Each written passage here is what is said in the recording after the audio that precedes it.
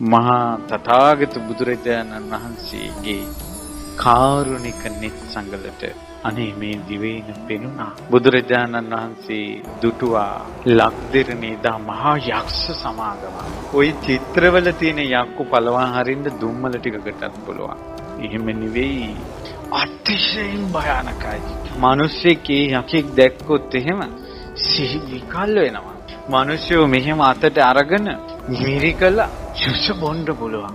ඒ යක්ෂයන් පිම්බොත් මහා සුලි කොණාටු හට ගන්නවා. මේ මහා බලවත් යක්කු කොහොම එද්දි පුංචි පුංචි යක්කු ටික තැන් තැන් වල හැංගුණා. මේ පැත්ත පලාතේ නෑ. අන්න බුදු කරුණාවෙන් දුටුවා. එදා හවස් කාලේ සියලු දෙනා එකතු වෙච්ච වෙලාවේ භාග්‍යවතුන් වහන්සේ ඉස්ලාම වැස්සක් එන්නේ ඇරියා. මහා වරුසාවක්, හද්දා වරුසාවක්. කොහෙන් එනවදෝ සිතාගත නොහැකි වරුසාවක්. තැන් තැන් වලින් මහා ජලය ගලාගෙන යන වරුසාවක්. ඒත් වටපිට බැලුවා. ඒත් ඇති ගන්නෑ මොන්. හැබැයි ඒ ඇත්තන්ට තිබ්බා යමක්. ඒ තමයි මේ වරුසා මේ අහසේ වලාකුළු කටින් පිඹලා යවන්න පුළුවන් ඒ යක්කොන්ට. උන්ට පිඹින්න වලාකුළක් පේන්නේ නැහැ. ඒත් වැස්ස වහිනවා. ඊට පස්සේ බුදුරජාණන් වහන්සේ 이르දියක් කළා කියන නවවිධ වරුසාව. නවවිධ වරුසාව කියලා කියන්නේ ගල් වරුසා. අහසින් ගල් එනවා මේ හිස ළඟින් යනවා වැදෙන්නේ නැහැ. හිස ළඟින් යනවා. ඊතල වරුසා. මේ එනවා. ඒකට එහෙට මෙහෙට වැද්දෙනවා බයට. හැබැයි වදින්නේ නැහැ හිස ළඟින් යනවා. පුදුම වෙහෙසක් දරුවා කියනවා. හති දාගෙන ඇස් ලොකු වුණා. තෙටි ගත්තා. අධික සීතල දැනෙන්න ගත්තා. එසැනින්ම මහා අන්ධකාරයක් පැතිරිලා ගියා. එදා ඒ රෞද්‍ර බව දෙවෙනි උනේ මාර පරාජයට. ඊට පස්සේ බුදුරජාණන් වහන්සේ අර අන්ධකාරය අතරේ ආකාශයේ එළිය පැතිරිලා ගියා. සඳක් පෑවුවා වගේ. ඊරමලලක් පෑවුවා වගේ. එකන එළිය තියෙනවා.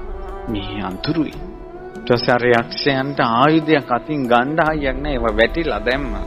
යුද්ධයකට යන්න කතාවක් නැහැ වැටිලා. එකම සරණක් පිහිටක් හොයනවා. ඕන් සීලු දෙනාගේම අපේක්ෂා භංගත්වයට පත්ලා තිබ්බාද ඉවරයි කියලා.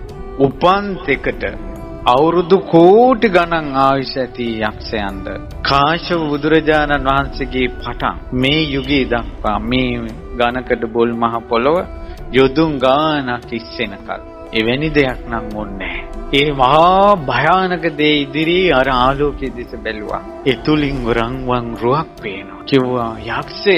ඕන් හිතුවේ තවත් යක්ෂයෙක් තමන්ගේ දිවයින ආක්‍රමණය කරා. කිව්වා යක්ෂය අපි යටත් වෙනවා. අපිට පිහිට දෙන්න කිව්වා. තවත් බැබලි වැඩි හිටියා. ඊට පස්සේ කිව්වා අපිට පිහිට දෙන්න අපි යටත් සියලුම දෙනා. ඊට පස්සේ භාග්‍යතුන් වහන්සේ මහා කරුණාවෙන් බුදුමුව විවර කරලා කියන් හිටියා. යක්ෂයනි මට තැනක් ඕන. පත්කඩේලා ගන්න. මට ඉඳ ගන්න තැනක් ඕන. අපි මේ මර බියෙන් අපිව මේ බේරන්න මේ දිවයිනම ගන්න කිව්වා. නෑ පත්කඩේලා ගන්න තැනක්. වාඩි ගන්න තැනක්. නෑ මේ දිවයිනම ගන්න කිව්වා. ඒ යක්කුන්ගේ කටින්ම තුන් පාරක් මේ දිවයින දුන්නා. ඊට පස්සේ කිව්වා නෑ දැන් මම මේ අඳුර දුරු කළොත් ආයේ ඔබ මට එරෙහි වෙයි. ඊට පස්සේ කිව්වා නෑ අපි සපත කරනවා.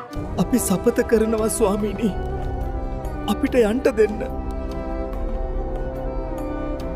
පින්තුනි බුද්ධ ශාසනයක් තියෙන කාලෙක විතරයි මේ භූමිය මේ ලක්දිරණ මනුෂ්‍යාවාසය වෙන්නේ.